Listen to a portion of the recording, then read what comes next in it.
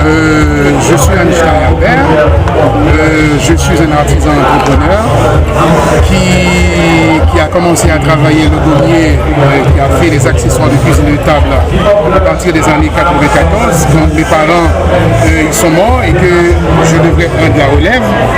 C'est la raison pour laquelle que moi je me suis toujours mis, j'avais déjà commencé à travailler dans la reforestation.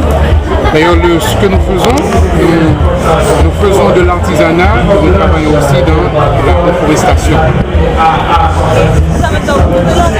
Oui, le gommier que nous utilisons, pourquoi on avait choisi le gommier? Le gommier, c'est parce qu'on ne peut pas faire du charbon avec.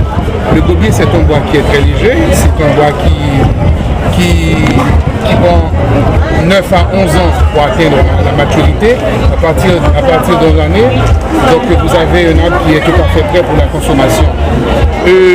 Quand nous utilisons le bois, donc les branches, nous mettons les branches en terre. C'est ce qui permet que nous avons, il y a 7 ans de cela, on avait eu 18 000 pieds de gommier, maintenant nous avons plus que 22 000 pieds de gommier qui est reparti dans la zone d'Aké, à Fond des Blancs. Il y a Petit Trou de Nid.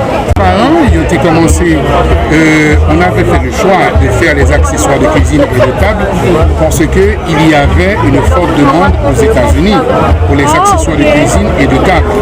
Donc, nous lancer, nous rester spécifiquement dans ça, nous créer nos modèles et il y a des designers que la Aide Artisan de Konabitio Voébano, nous partager nos expériences, dessiner des modèles que nous-mêmes nous faisons de la customisation.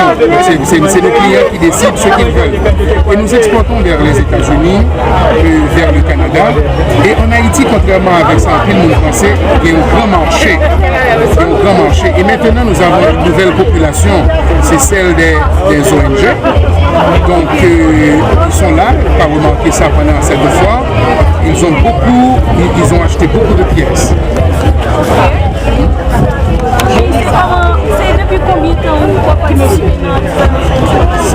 Ça fait 4e participation dans l'artisanat en fait, et ça a toujours été un succès fou. Au cours de cette année-là, nous avons apporté environ 700 pièces et tout a été vendu. Il nous reste que quelques modèles, quelques pièces, et nous sommes certains avant la fin de la journée, tout va partir. Ok, mais c'est comment l'expérience ça? Je pense que ça c'est la même expérience que vous faites, c'est le même pour tous les artisans.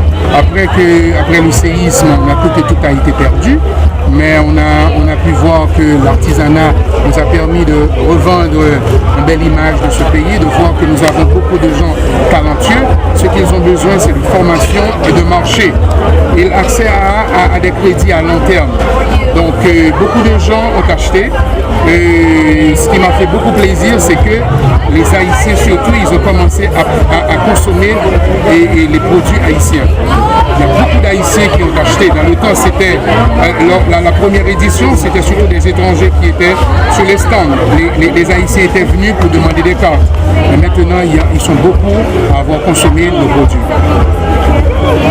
Il faut se pour artisanat en fait, initiative ça. Donc moi je pense qu'il faut que d'autres institutions privées aient emboîté le pas parce que ça permet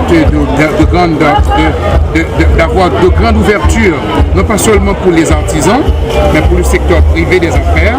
Il y a un pile d'autres opportunités qui existaient à travers de faire un pile découverte dans l'artisanat. En fait, nous pensons que le secteur privé et le gouvernement, il faut que plus j'arrête avec l'artisanat en fait, parce que ça permet d'avoir des commandes, c'est pas seulement vendre, nous vendons et nous joignons des commandes et nous avons des mondes qui sont très très loin. À Dubaï, il y avait 2 clients qui étaient venus qui achetaient ça et ils ont voulu exposer, avoir toute notre collection de moustiques pour aller exposer à Dubaï. Donc l'artisanat en fait permet, c'est une grande ouverture d'opportunités, pas seulement aux artisans, mais au secteur privé des affaires. Merci beaucoup. D'accord, à bientôt. Hein.